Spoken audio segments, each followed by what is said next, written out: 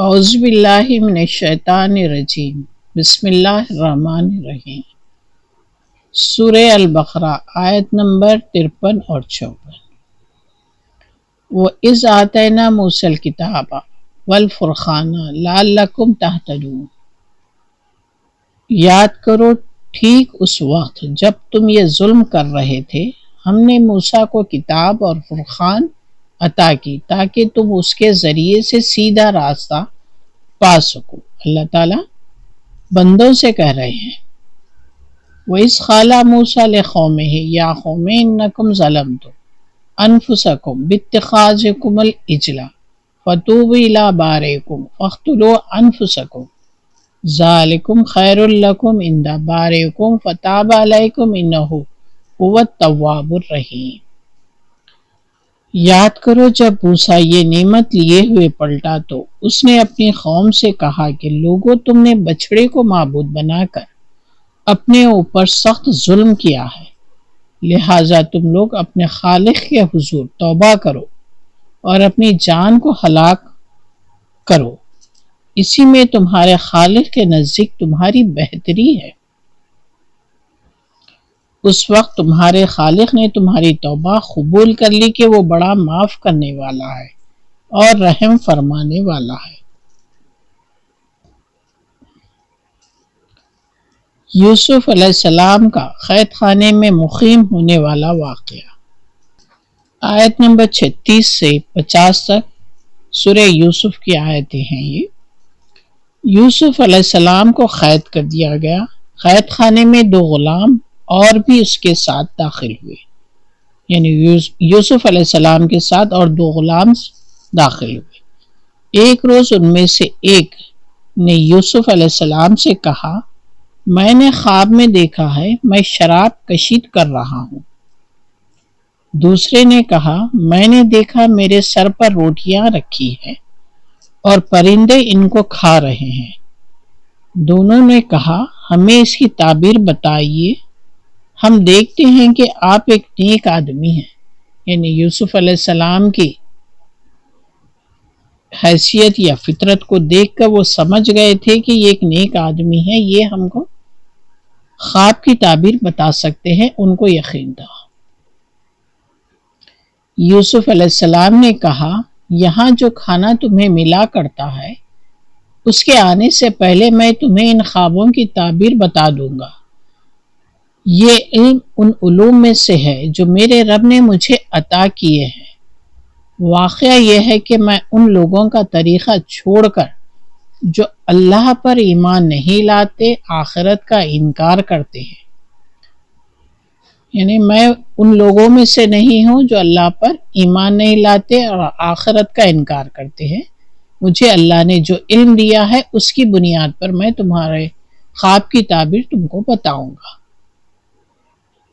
اپنے بزرگوں ابراہیم علیہ السلام، اسحاق علیہ السلام اور یعقوب علیہ السلام کا طریقہ اختیار کیا ہے۔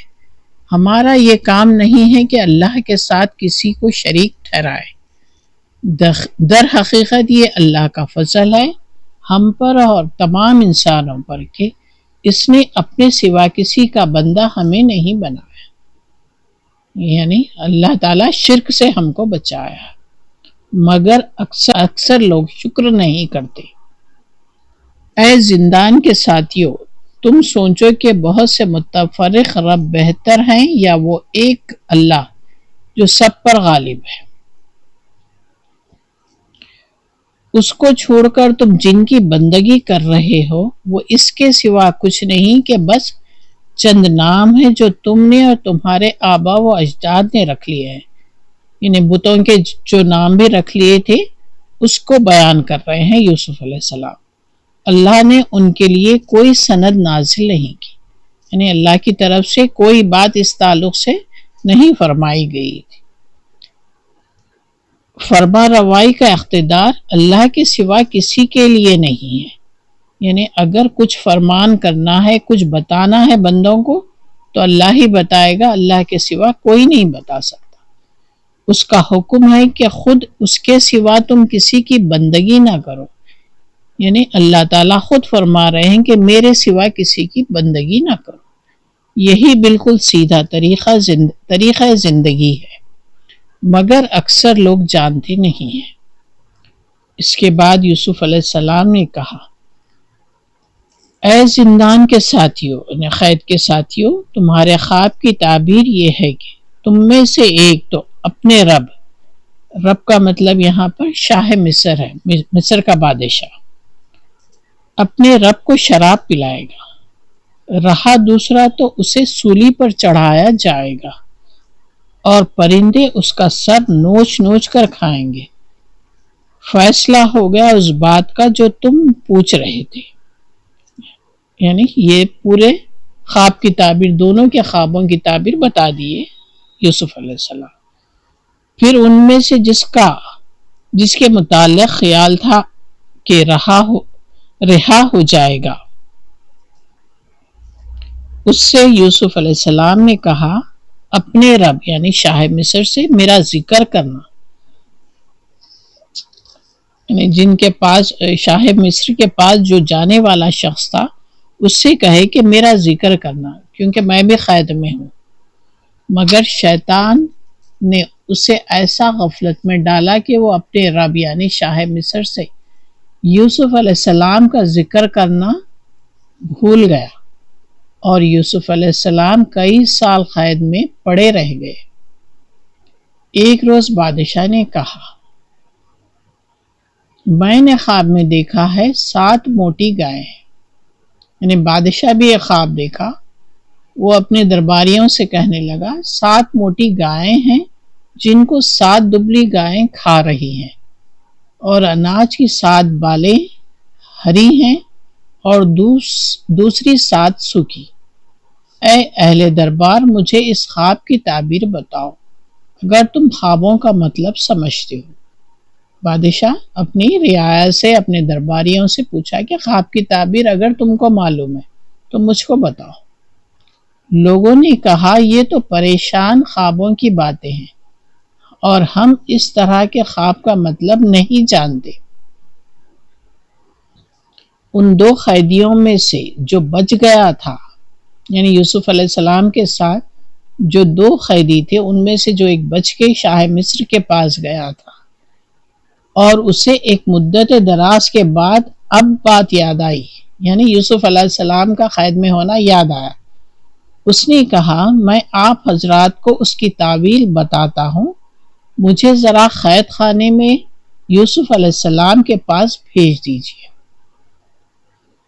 اس کے بعد وہ قید خانے شاہ مصر کے پاس سے نکلا اور قید خانہ پہنچ گیا۔